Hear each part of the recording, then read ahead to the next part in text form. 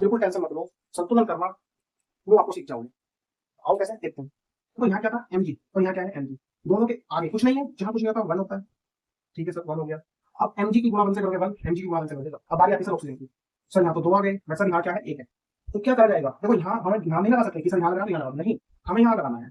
हमेशा जो संतुलन में करते हो वो यहाँ करना है, यहाँ नीचे की साइड कुछ नहीं करना है, केवल वो पाके आगे लगाते हैं। ठीक है, तो हमने यहाँ लगाया, यहाँ हमने दो लगाया, ये भी दो, ये भी दो, सब ऑक्सीजन तो हमारे संतुलन में है। अब बट हमारे जो मैग्नीशियम है वो सब वो संतुलन से बिगड़ गए। सर यहाँ ये थे, यहाँ दो, अरे कोई बात नहीं, यहाँ दो लगा दो, वो सब दो लग गए। अब देखो, दो मैग्नीशियम, दो मैग्नीशियम, दो ऑक्सीजन।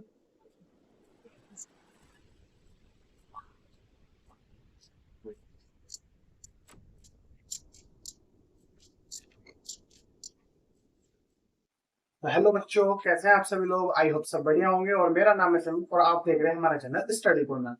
तो आज हम पढ़ने वाले हैं केमिस्ट्री का चैप्टर नंबर 1, क्लास 10, जो कि है रासायनिक अभिक्रिया एवं समीकरण। तो आइए शुरू करते हैं अपना चैप्टर नंबर 1, रासायनिक अभिक्रिया एवं समीकरण।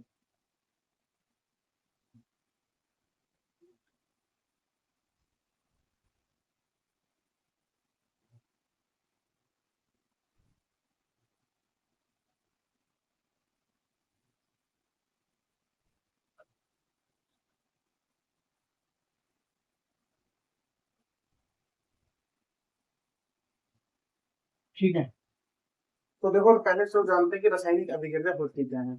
तो ऐसी अभिक्रिया जो भी हमारे आसपास हो रही है, मतलब एक चीज से मिलकर दूसरी नई चीज बन रही है, वो अभिक्रिया क्या कहलाती है, हमारी रासायनिक अभिक्रिया कहलाती है। अब वैज्ञानिक ने जो हमारे परिवर्तन होते हैं इनको दो भाग में दो परिवर्तन बताए हैं वैज्ञानिक ने। पहला परिवर्तन बताया है हमें भौतिक परिवर्तन,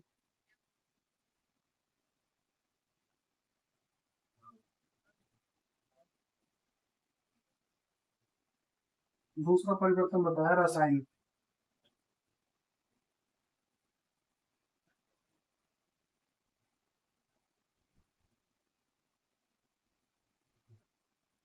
अब बारी है कि सर भौतिक परिवर्तन क्या होता है और रासायनिक परिवर्तन क्या होता है। तो देखिए, जो भौतिक परिवर्तन है उसमें हमारा केवल अवस्था में बदलाव होता है, उसके द्रव्यमान में कोई भी बदलाव नहीं होता है।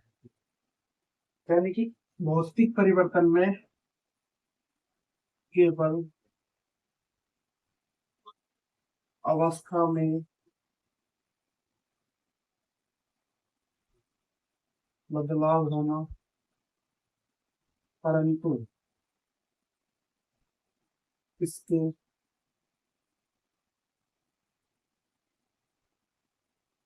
द्रव्यमान या फिर बोल सकते हो भार में कोई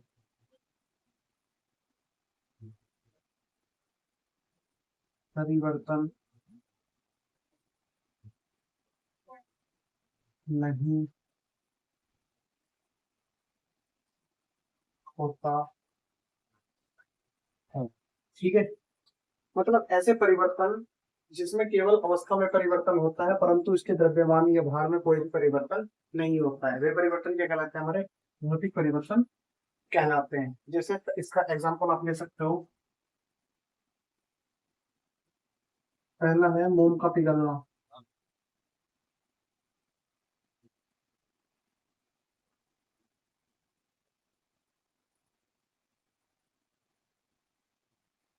देखो मोम हमारा क्या है, मोम की क्वांटिटी आती है, ठीक है। मोम का पिघलना एक बुक का एग्जांपल है, हम इसका आपको एग्जांपल दे सकते हैं, जैसे कि हम अपनी तरफ से कोई सा भी एक एग्जांपल ले सकते हैं। देखो पहला एग्जांपल मान लिया, हमने एक गिलास लिया और इस गिलास के अंदर 1 लीटर जल। तो इस टाइम ये जो गिलास था और इसके अंदर जो जल है, इसका आकार कैसा है, गिलास का आकार है। जल का जो आकार है कैसा है, तो उत्तर आएगा सर गिलास का। ठीक है, और यही एक हमने क्या लिया, दूसरी भाषा में बोले टब, एक टब ले लिया, ठीक है। और इस 1 लीटर जल को हमने इस टब के अंदर पलट दिया। जब हमने इस 1 लीटर जल को इस टब के अंदर पलट दिया, तो अब जल की क्वांटिटी अब भी कितनी है, यहाँ भी कितनी थी 1 लीटर, यहाँ भी कितनी है 1 लीटर। लेकिन जो आकार था, यहाँ आकार किसका था सर, गिलास का आकार था। लेकिन जल ने अब किसका आकार ले लिया सर, टब का आकार ले लिया।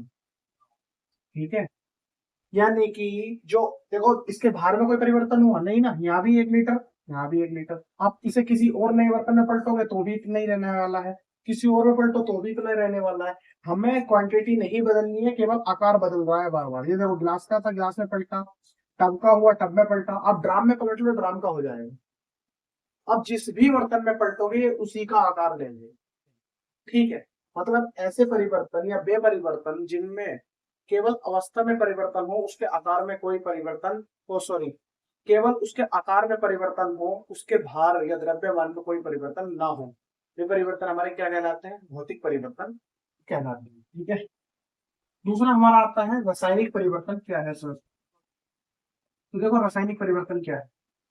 रासायनिक परिवर्तन वे परिवर्तन होते हैं जिनमें आकार के साथ साथ उनके द्रव्यमान में भी बदलाव होता है, जिनमें आकार के साथ साथ उनके द्रव्यमान में भी बदलाव होता है, ऐसे परिवर्तन क्या कहलाते हैं, हमारे रासायनिक परिवर्तन कहलाते हैं। इसमें क्या होता है, आकार के साथ साथ इसके द्रव्यमान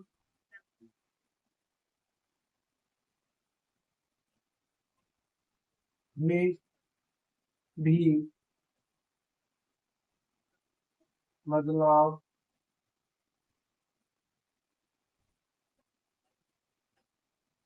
होता है। एग्जाम्पल ले सकते हैं हम, दूध से दही बनना,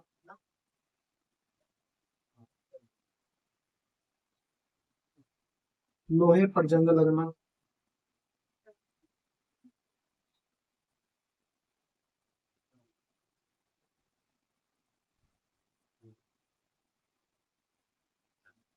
ये दोनों ही एग्जांपल किसके हैं, हमारे रासायनिक परिवर्तन के हैं। देखो कैसे, देखो दूध से क्या बन रहा है, दही। मानो हमारे पास जो दही है, सॉरी दूध है, हमने 2 लीटर क्या लिया, दूध लिया, और इससे हमने क्या जमाया, दही। जब 2 लीटर दूध से हमने दही जमाया, तो हमें दही 1.8, और बाकी सारा क्या मिलेगा, जल, यानी दही प्लस जल मिलेगा। तो देखो यहाँ कितना था क्वांटिटी, 2 लीटर दूध की, और यहाँ कितनी हो गई, 1.8 लीटर। ठीक है, ऐसा नहीं है हालांकि यहाँ भी जल पूरा मिल जाएगा और इसको इसको मिलाकर 2 लीटर बन जाएगा, नहीं, कुछ कम बढ़ती हो जाएगा, इतना भी नहीं होगा लेकिन कम बढ़ती हो जाएगा। और दूध में आप देख सकते हो, दूध से दही बन गई है, तो परिवर्तन आकार में भी हुआ है। यानी कि ऐसे परिवर्तन जिसमें आकार के साथ साथ उसके भार या द्रव्यमान में भी बदलाव हो जाए, वे परिवर्तन हमारे क्या कहलाते हैं, रासायनिक परिवर्तन कहलाते हैं। सब क्लियर है, आगे चले। दूसरा वाला देख लो, देखो लोहे पे जंग लगना। आप जब कभी भी देखते हो लोहे का कोई भी सामान आप नया लाए, जिस टाइम लाओगे उस टाइम वो बिल्कुल न्यू रहेगा और फ्रेश रहेगा, है ना। और जो उसका भार है, मान लो आपने कोई भी एक लोहे की छड़ है, मैं इसको मान रहा हूँ, इसका वजन 5 kg है। जब इस पे जंग आ जाएगा तो वो उसका जो है वो 4 kg वेट हट जाएगा। जरूरी नहीं है कि 1 किलो हट जाए, तो कुछ कम भी हो सकता है 5 से 4.5 ही आए, 4.4 भी आ सकता है, 4.5 भी आ सकता है, 4.9 भी आ सकता है, ये जरूर, हाँ, बस बदलाव होना है। देखो यहाँ 5 से कम हुआ कि नहीं हुआ, कम ही होगा, लोहे का जंग लगेगा तो हमेशा कम होगा। और उसके आकार में बदलाव ऐसे होगा क्योंकि जो आप लाए हो उस चीज, वो चीज बदल जाएगी, जो आप लाए हो वो चीज बदल जाएगी। और उस, मान लो आप एक आपके पास ये है, मार्कर है, ये मान लो लोहे का है, तो आप जैसा ये है ना, तो जब इस पर जंग आ जाएगा तो आप इसको ऐसे करके हटाना और झाड़ना, तो ये जब झाड़ोगे इसको ऐसे करके, तो इसके साइडों वाली जो परत है वो हट जाएंगी। तो ऐसे परिवर्तन जो आकार के साथ साथ उसके भार में भी बदलाव हो, क्या कहलाते हैं, रासायनिक परिवर्तन। और ऐसी परिवर्तन जिसमें केवल आकार बदलता हो, उसके द्रव्यमान में कोई परिवर्तन या बदलाव नहीं होता, वो क्या कहलाते हैं, हमारे भौतिक परिवर्तन कहलाते हैं। आइए नया टॉपिक स्टार्ट करते हैं।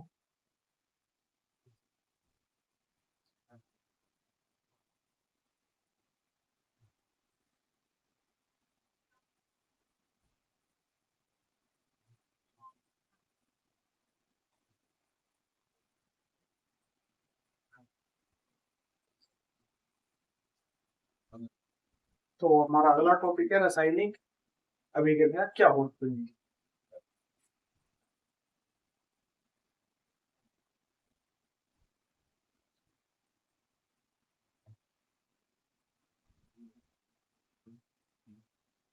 तो क्या होते हैं रासायनिक अभिक्रिया?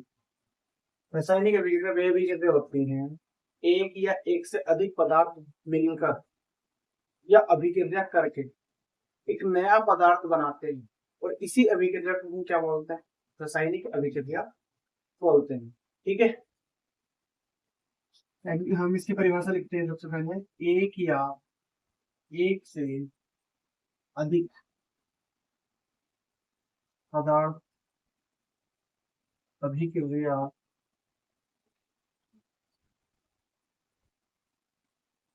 करके नया पदार्थ बनाते हैं, इसी अभिक्रिया को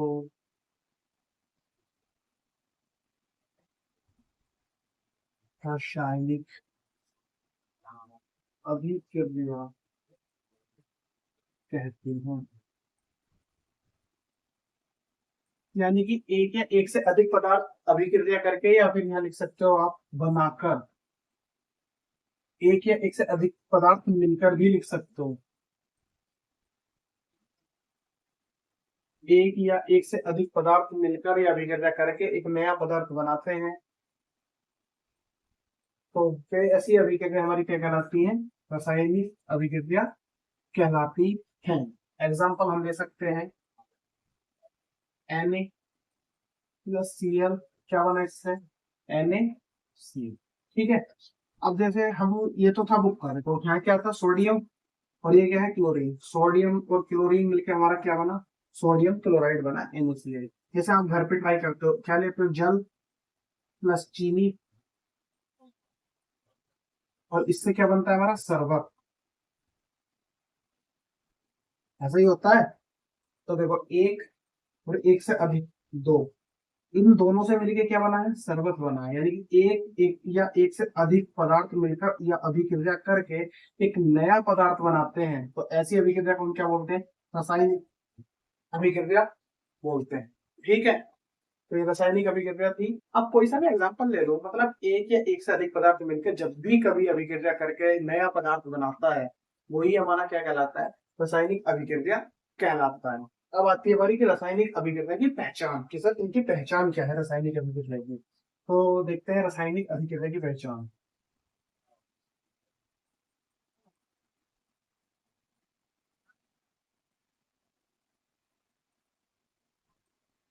देखो भाई, चार तरह की पहचान है। पहली पहली पहचान है इसकी हमारी अवस्था में परिवर्तन।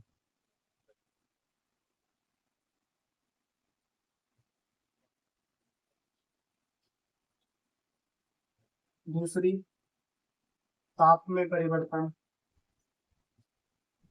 तीसरी, रंग में परिवर्तन। और चौथी, गैस में परिवर्तन।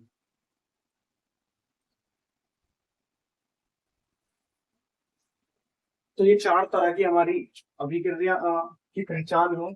अवस्था, ताप, रंग और गैस। तो इनको कैसे कैसे पहचानते हैं, आइए वो देखते हैं। सबसे पहले तो देखो, अवस्था, जैसे भी कि अभी आपको बताया था, अवस्था में परिवर्तन वह परिवर्तन होता है जो उसके आकार में बदलाव हो जाए।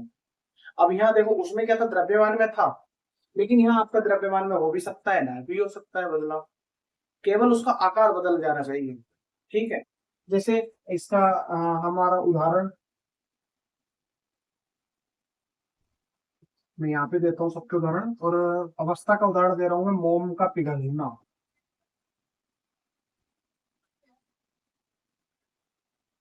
ठीक है, ताप में परिवर्तन, ताप में कैसे परिवर्तन कर सकते हैं? तो मान लो आपके पास क्या है? आपके पास क्या है? एक कटोरा, या फिर आप बोल सकते हो एक टब वगैरह। तब तो देखो प्लास्टिक का होता है, आप भगोना ले लो। तो उस भगोने के अंदर आपने ठंडा पानी किया, तो इस टाइम जो पानी का ताप है वो कैसा है? ठंडा है। ठंडा है, जब आप उसको गैस पे गर्म करने रखोगे तो उसका पानी का जो उबलने पर आ जाएगा तो पानी का भाप ताप बढ़ेगा कि नहीं बढ़ेगा।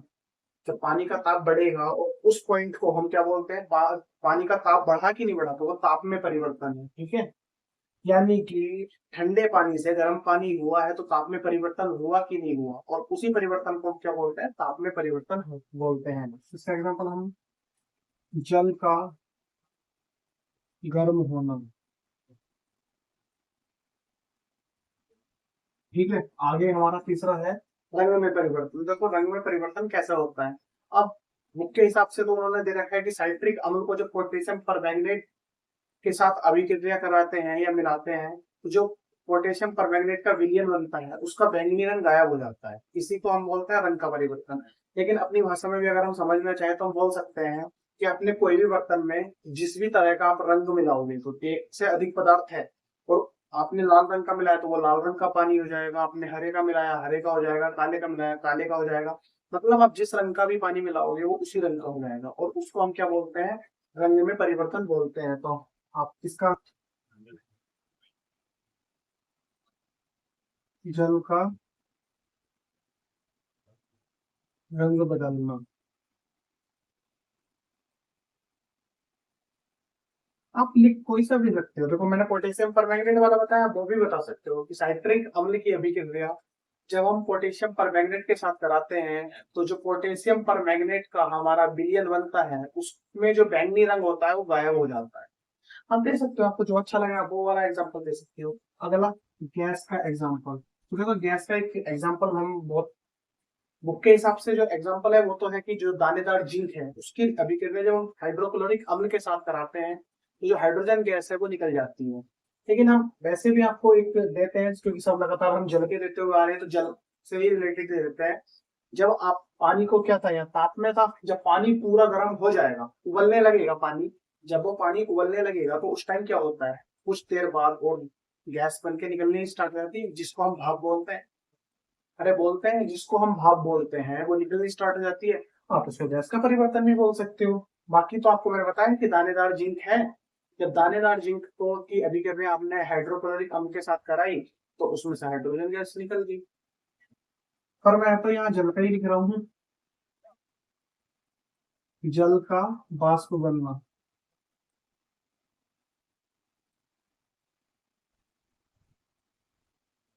ठीक है, ये हमारे चार तरह की पहचान होती है कि किसी परिवर्तन को हम कैसे पहचान सकते हैं या किसी भी अभिक्रिया को हम कैसे पहचान सकते हैं। चार तरह की पहचान हमने आपको बता दी है।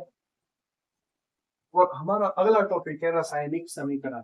ठीक है, ये क्या था, रासायनिक अभिक्रिया। अब तक हमने पढ़ा रासायनिक अभिक्रिया क्या होती है, उसकी पहचान, भौतिक परिवर्तन, रासायनिक परिवर्तन, और जो अब हम पढ़ेंगे वो पढ़ेंगे रासायनिक समीकरण क्या होती है। तो आइए,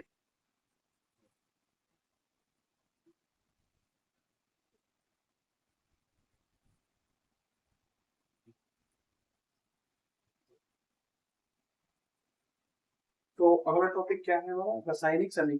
तो पहले लिख लेते हैं,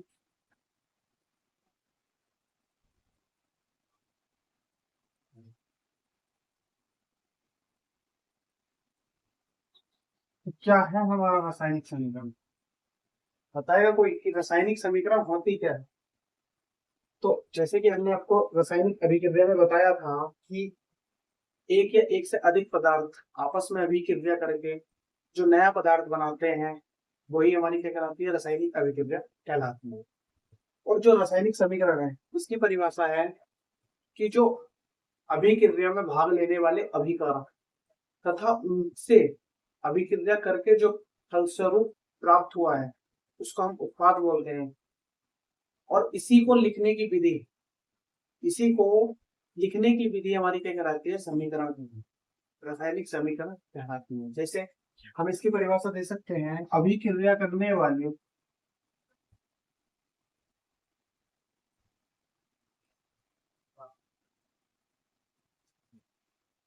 अभिकारक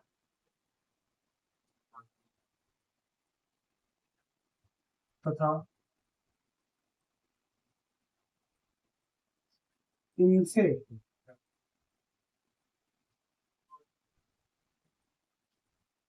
प्राप्त उत्पाद को प्रतीकों तथा सूत्रों द्वारा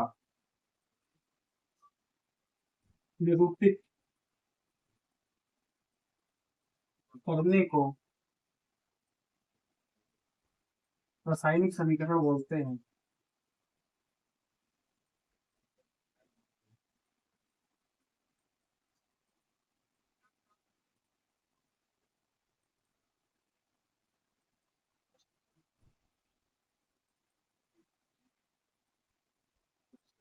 ठीक है, एग्जाम्पल जो हमने लिया था हम उसको ना लेके इसको भी ले सकते हो, आप कोई सा भी ले सकते हो। मैं यहाँ ले रहा हूँ मैग्नीशियम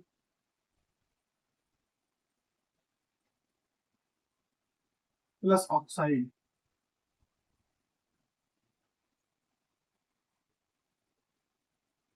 क्या बनता है मैग्नीशियम ऑक्साइड।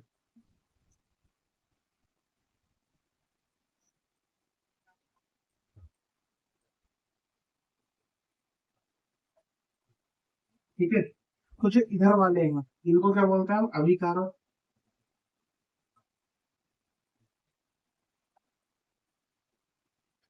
और इधर वाले हमारे क्या होता है उत्पाद।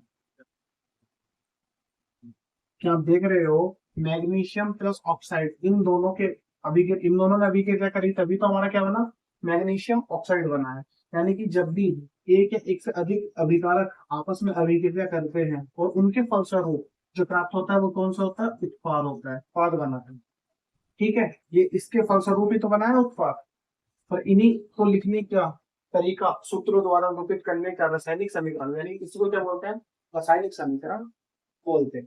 ठीक है, तो चले आगे, ये था रासायनिक समीकरण, आगे चलते हैं।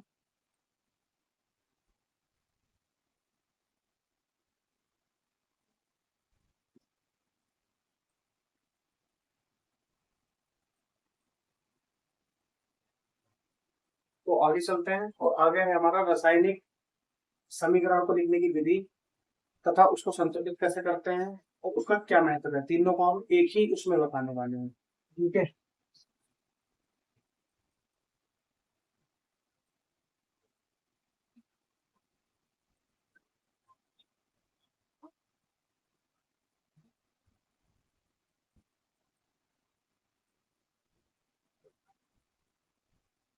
विधि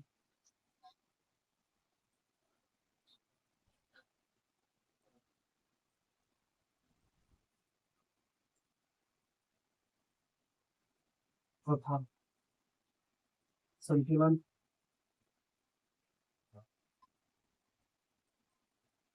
एंड संतुलन में।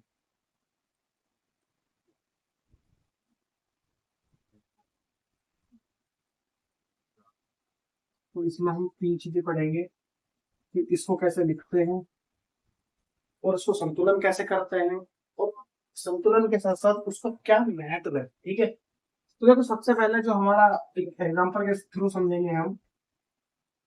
मान लो हमने कोई भी एक क्या लिया Na प्लस Cl और इससे हमारा क्या बनता है NaCl बनता है। ठीक है, ये आप लोगों को भी पता है। और जैसे कि हमने अभी जो रासायनिक समीकरण में पढ़ा था इनको क्या बोलते हैं हम अभिकारक।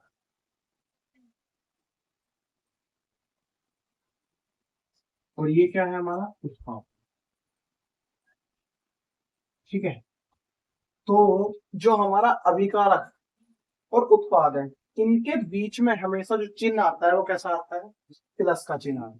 ठीक है, चाहे वो इधर उत्पादक कितने भी उत्पाद हों उनके बीच में भी प्लस का ही चिन्ह आने वाला है और अभिकारक के बीच में भी कैसा चिन्ह आएगा प्लस का चिन्ह आएगा। ठीक है, अभिकारक तथा उत्पादक यानी कि अभिकारक तथा उत्पाद इन दोनों के बीच में हमेशा कैसा आता है मतलब एक तरफ अभिकारक है और एक तरफ क्या है हमारे उत्पाद है।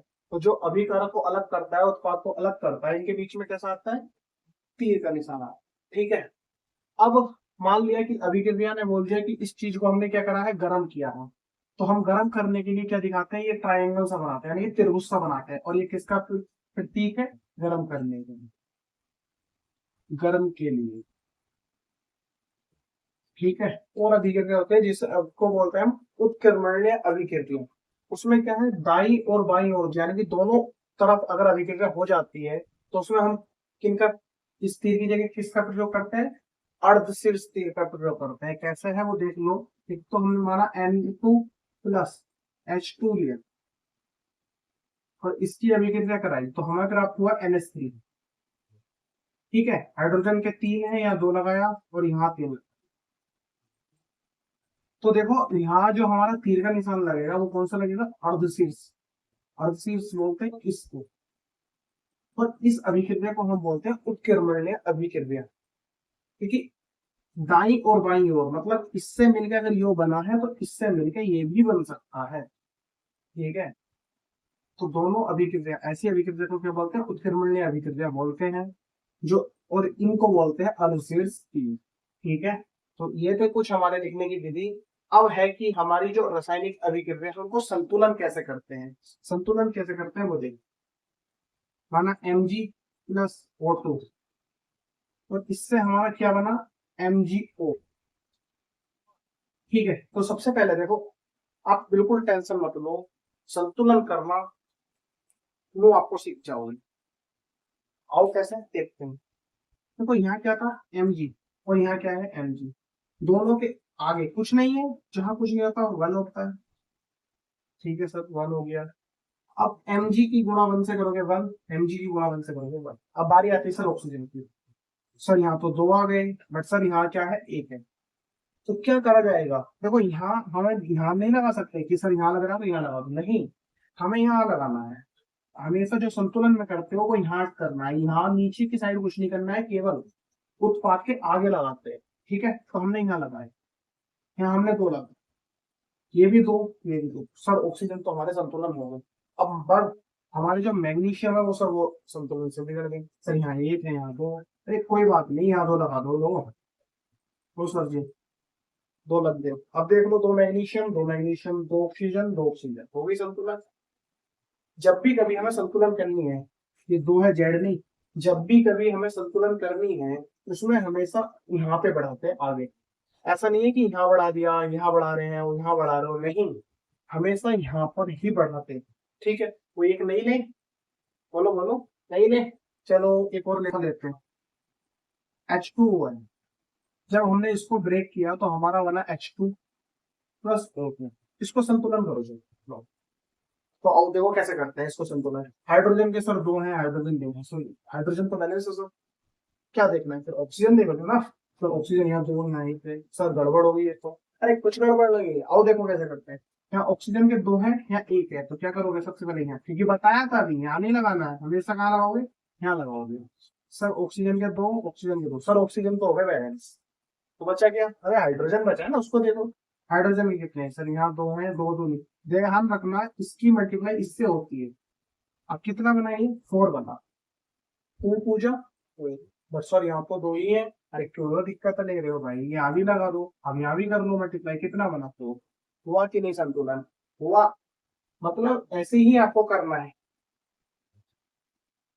अरे अभी तो शुरुआत, टेंशन नहीं लो, अभी शुरुआत है। तो काफी अच्छे से याद करो कि आपको उंगलियों पे करा दूंगा संतुलन करना, कैसे संतुलन करते हैं।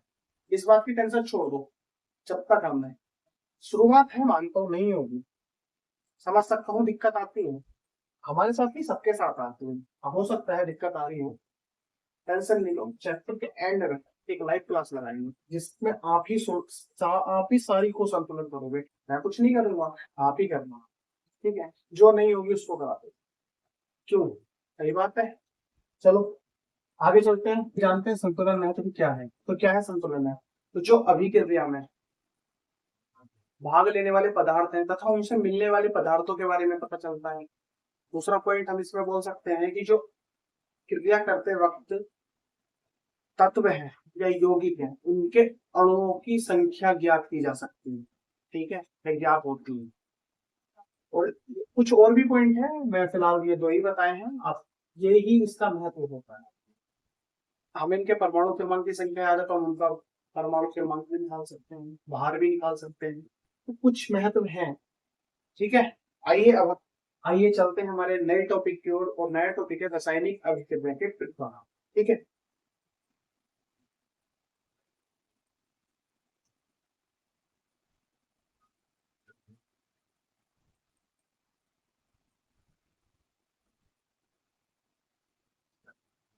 तो अगला टॉपिक है हमारा रासायनिक अभिक्रिया के प्रकार। तो जानते हैं रासायनिक अभिक्रिया।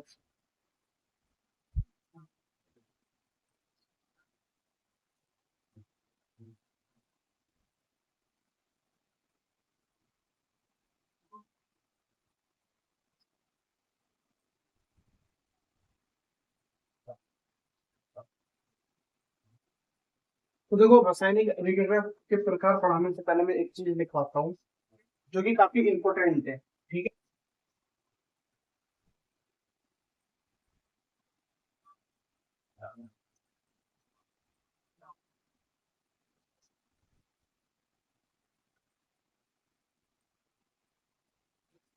तो कैसे है? देखो, केदार, नाथ, अ, माली, आलू, जरा, टीका है, कुआ, आगे आएगा,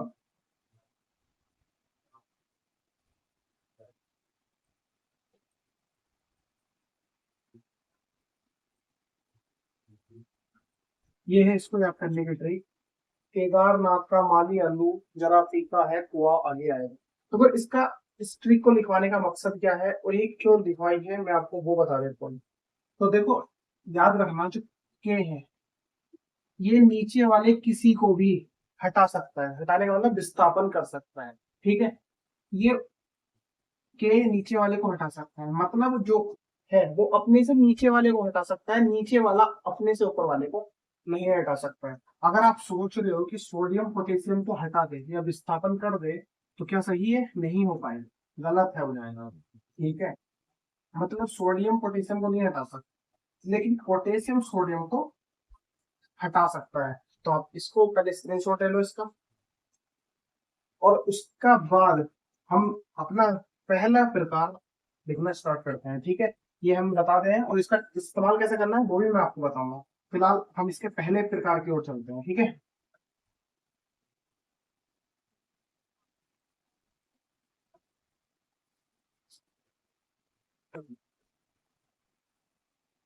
जो पहला प्रकार है इसका, संयोजन अभिक्रिया।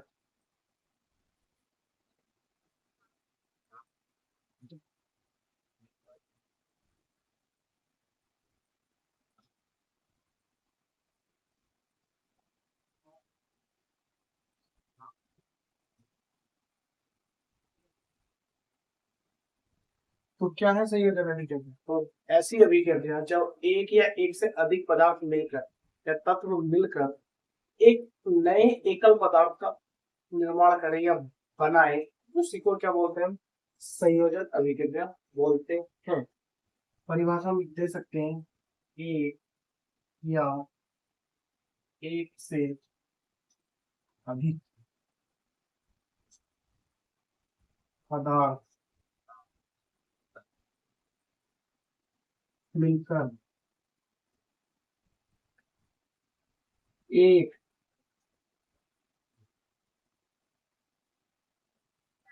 नया एकल पदार्थ बनाती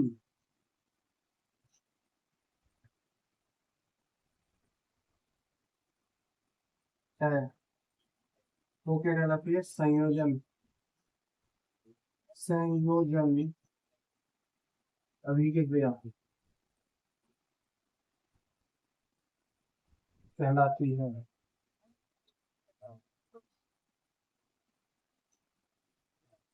एग्जाम्पल आप ले सकते हो, NH3 प्लस HCl, इससे हमारा क्या बनेगा? NH4 CO। तो देखो, एक और एक दो हुए दो, इन दोनों से मिलके क्या बनाया हमारा NH4CH, अमोनियम क्लोराइड बना। ठीक है, यानी कि एक या एक से अधिक पदार्थ मिलने के बाद एक एकल पदार्थ बनाती है, तो इसको हम क्या कहते हैं, ऐसी अभिक्रिया को कहते हैं संयोजक अभिक्रिया कहते हैं। एग्जाम्पल जैसे ये था, और हम देखो एक ये वाला ले सकते हैं Na+Cl, क्या बना NaCl, Mg+O2 क्या बना MgO। ठीक है, मतलब दो से मिलके एक बनाना, इन दो से मिलने के बाद एक बनाती है, और वही क्या कहलाती है, हमारी संयोजन अभिक्रिया कहलाती है। ठीक है, तो आइए नई की ओर चलते हैं। जो अगला प्रकार है इसका वो है वियोजन।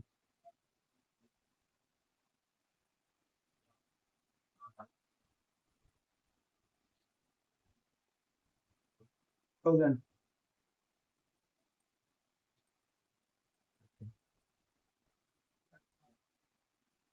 और वियोजन को ही हम क्या बोलते हैं, अपघटन।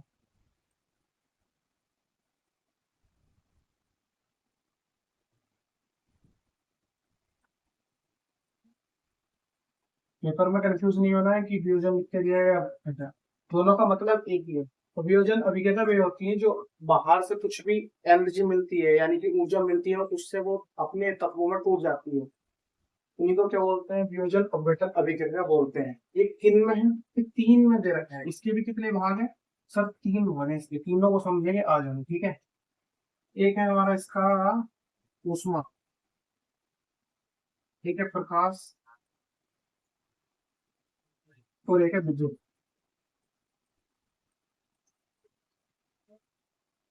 तो सबसे पहले हम समझते हैं सर ऊष्मा क्या है।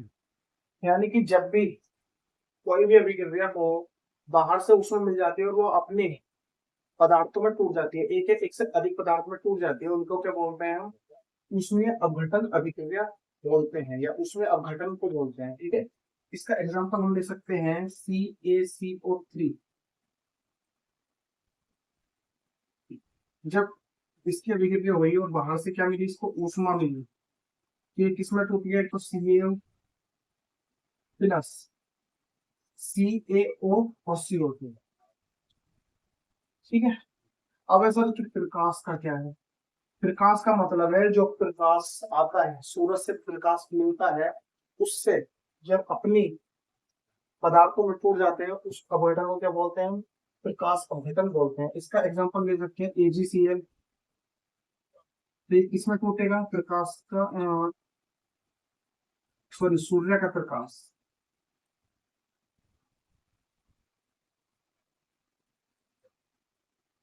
ये किसमें टूटेगा, एक तो Ag+Cl2, तो दो क्लोरीन दो Cl। ठीक है, किस किस पर टूट गया, Ag+Cl2। अब लास्ट बचा है हमारा विद्युत अपघटन, क्या होता है सर।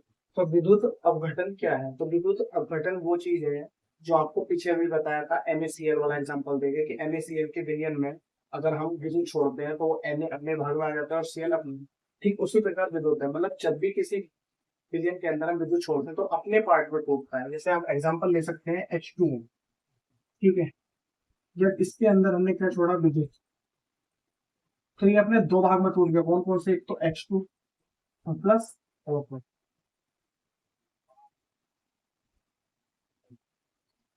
ठीक है, तो तीनों पता चले, मतलब ये ऊष्मा, ये प्रकाश, और ये विद्युत। देखो पहली बात तो ये है कि अपघटन से, अपघटन या वियोजन आया तो इसका मतलब ये है कि एक को मिलने के बाद टूटना है, लेकिन उसके अंदर भी जो है वो तीन भाग है, वो तीन किन किन भाग से टूट सकती है, देखो या तो ऊष्मा मिलने से, दूसरा प्रकाश मिलने से, या फिर विद्युत मिलने से। उन तीन में से कुछ भी मिल जाए उसको वो टूट जाती है। ठीक है, आपको, लेकिन जरूरी नहीं कि हर एक पे अप्लाई करें, मतलब हर एक का अलग अलग है। जैसे हमने यहाँ के लिया था CaCO3 को ऊष्मा मिली तो किस भाग में टूट गया, CaO+CO2। AgCl को प्रकाश मिला सूर्य का तो वो किस भाग में टूट गया, Ag+Cl2। ऐसी विद्युत मिला जब जल को, ये जल ही तो है, इस जल को जब विद्युत मिला वो किसमें, एक तो हाइड्रोजन और ऑक्सीजन में टूट गया। यानी कि वियोजन अपघटन से हमें पता चल रहा है कि जब एकल पदार्थ को ऊष्मा, सूर्य का प्रकाश, या फिर हमारे विद्युत मिलती है तो वो अपने एक या एक से अधिक पदार्थों में वियोजित वियोजन या अपघटन हो जाती है। वो हमारे तीन प्रकार है, कौन कौन से? ऊष्मा, प्रकाश तथा विद्युत। तीनों का एग्जाम्पल आपके सामने है, आप कोई सा भी एग्जाम्पल देख सकते हैं। ठीक है, आगे चले, अगला देखते हैं। और जो अगला है तुम्हारा इसका, वो है तुम्हारा विस्थापन अभिक्रिया। तो विस्थापन अभिक्रिया क्या है, ये देखते हैं।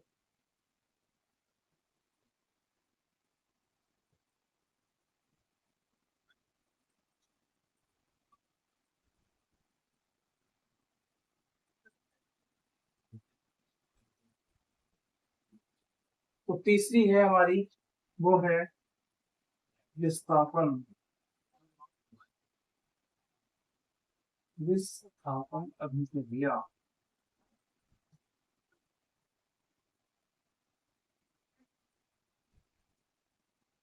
देखो क्या होती है विस्थापन अभिक्रिया। वे अभिक्रिया जो अधिक क्रियाशील, वो कम क्रियाशील वाली को विस्थापित कर दे, या फिर बोल सकते हो अपनी जगह से हटा दे। तो ये अभिक्रिया को हम क्या बोलते हैं? विस्थापन अभिक्रिया बोलते हैं। जैसे अभी आपको दिखवाया था,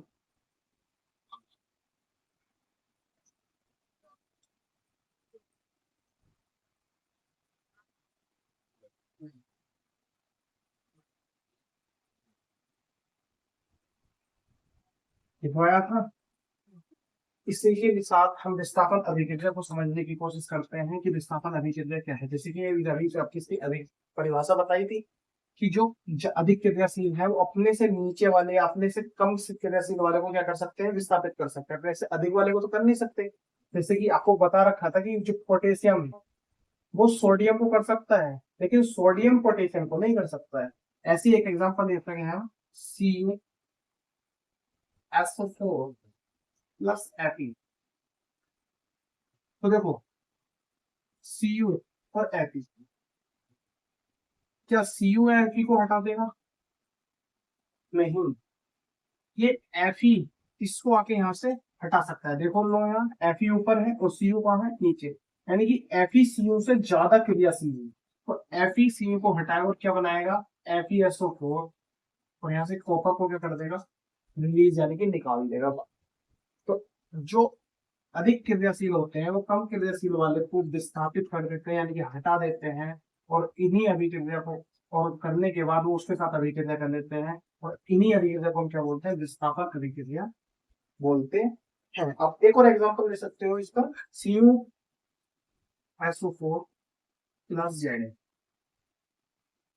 ठीक है, तो आप इसको देखो, Zn कहाँ है और Cu कहाँ है? तो Zn क्या करेगा? Cu को हटा देगा, ये इस आएगा और यहाँ से इसको हटा देगा और Cu को क्या कर देगा? बाहर कर देगा। तो क्या बनाएगा हमारा? ZnSO4 plus Cu।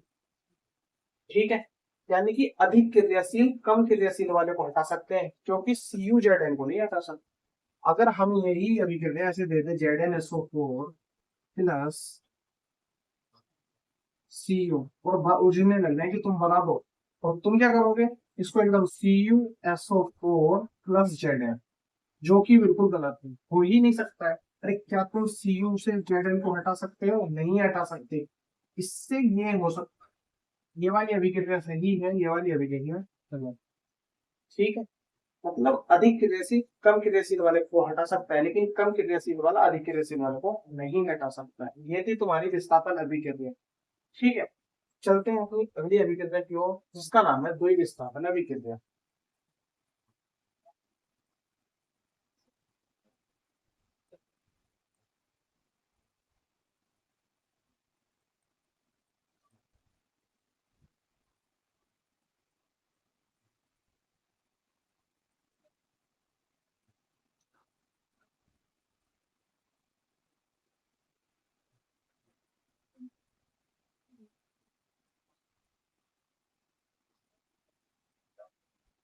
कौन अभिक्रिया क्या है? द्वि विस्थापन अभिक्रिया, तो वे अभिक्रिया जो आपस में अदला बदली करनी है, यानी कि इनके जो तत्व है वो आपस में अदला बदली करनी है, वही, और उससे हमारा जो भी स्वरूप उत्पाद मिलता है, उस अभिक्रिया को हम द्वि विस्थापन अभिक्रिया बोलते हैं। आइए समझते हैं कैसे, एक छोटे से एग्जांपल के साथ समझेंगे। एग्जांपल बुक में से ले लेते हैं, Na2SO4 प्लस BaCl2। तो जैसे कि आपको लिखवा रखा था केदारनाथ का, अब ना पेपर में इसको एक बार लिख लेना ताकि आप गलत ना कर पाओ। पानी, आलू, ZnFeCl, मतलब बी में आई। तो देखो Na है, ये Na क्या करेगा, इसको हटा देगा। ठीक है, ऑब्वियसली सी बात है, यहाँ कितना बचेगा SO4 प्लस, और यहाँ कितना है Cl2। ये तो लिख ही जाने हैं, ठीक है। Na ने किसे हटाया, Ba को रखा है, तो यहाँ क्या बनेगा Na, यहाँ क्या आएगा Na तो आएगा, और Cl2 तो यहाँ से 2 हटा के यहाँ लगाया, 2NaCl का। ठीक है, ये Ba और Ba इसकी जगह आएगा, तो क्या बनेगा BaSO4। अदला बदली बोला था, यानी कि ये इसकी जगह आएगा और ये इसकी जगह चला गया। मतलब बे अभिक्रिया जो आपस में अदला बदली कर, जो उनके तत्व है वो आपस में अदला बदली कर रहे हैं, उन्हीं को हम क्या बोलते हैं, बस द्वितीय विस्थापन अभिक्रिया बोलते हैं। ठीक है, आप इसी के साथ आप दूसरा भी ले सकते हो। दूसरा एग्जाम्पल हम ले रहे हैं AgNO3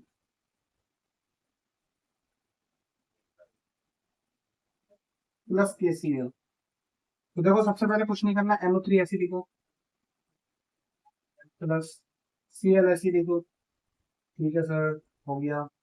अब देखो K है और Ag क्या है, ZnFeCu है Ag।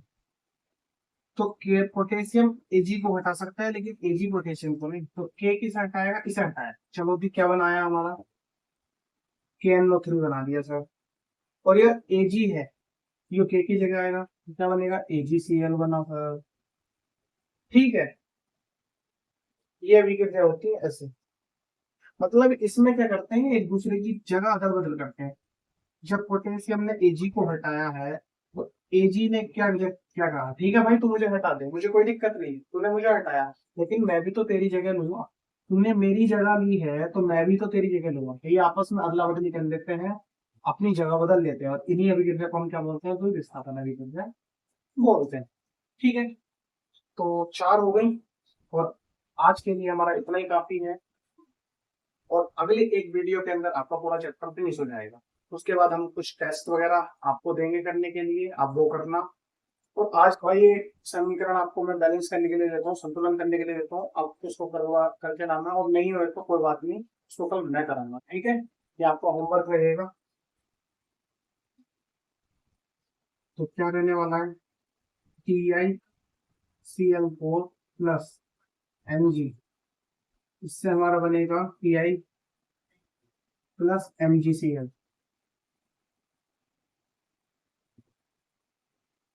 MgCl आपको इसको बैलेंस करके लाना है। नहीं हो तो कोई बात नहीं, कल हम कराएंगे। और एक बात और आपको बताना है कमेंट सेक्शन में कि जो हमारी संतुलन है उसके ऊपर एक लाइव क्लास लगाई कि नहीं। ठीक है, वीडियो अच्छी लगी तो वीडियो को लाइक करें। मिलते हैं नेक्स्ट वीडियो में, तब तक के लिए बाय बाय।